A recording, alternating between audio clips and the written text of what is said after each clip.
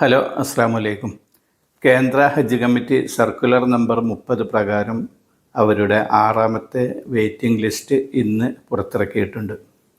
ഇതനുസരിച്ച് കേരളത്തിൽ നിന്ന് വെയിറ്റിംഗ് ലിസ്റ്റിൽ ആയിരുന്ന 5307 മുതൽ 5340 വരെയുള്ള 34 ആളുകൾക്ക് കൂടി പുതിയതായി അവസരം ലഭിക്കുന്നതാണ്. ഇപ്പോൾ അവസരം ലഭിച്ച ഓരോ തീർത്ഥാടകനും ഒന്നാമത്തെയും രണ്ടാമത്തെയും ഇൻസ്റ്റാൾമെൻറ്റ് തുക ഒരുമിച്ച് 2,77,300 രൂപ വീതം ഹജ്ജ് കമ്മിറ്റിയുടെ അക്കൗണ്ടിൽ അടയ്ക്കേണ്ടതാണ്. ഹജ്ജ് കമ്മിറ്റിയുടെ വെബ്സൈറ്റിൽ നിന്ന് ലഭിക്കുന്ന ബാങ്ക് റഫറൻസ് നമ്പറോട് കൂടിയ പേയിങ് സ്ലിപ്പിൽ ആണ് പണം അടയ്ക്കേണ്ടത്. അല്ലെങ്കിൽ ഹജ്ജ് കമ്മിറ്റിയുടെ സൈറ്റിലോ സുവിധ ആപ്പിലോ ഓൺലൈനായും പണം അടയ്ക്കാവുന്നതാണ്. പണം അടയ്ക്കേണ്ട അവസാന തീയതി ഫെബ്രുവരി 5 ആയിരിക്കും.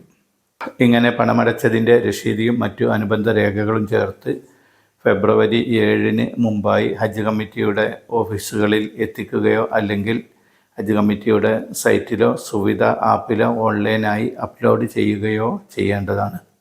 ഈ തീയതികളിൽ വീഴ്ച വരുത്തുന്നവരുടെ അപേക്ഷ ക്യാൻസൽ ചെയ്യുന്നതാണ് എന്ന് ഹജ്ജ് കമ്മിറ്റി അറിയിക്കുന്നുണ്ട്.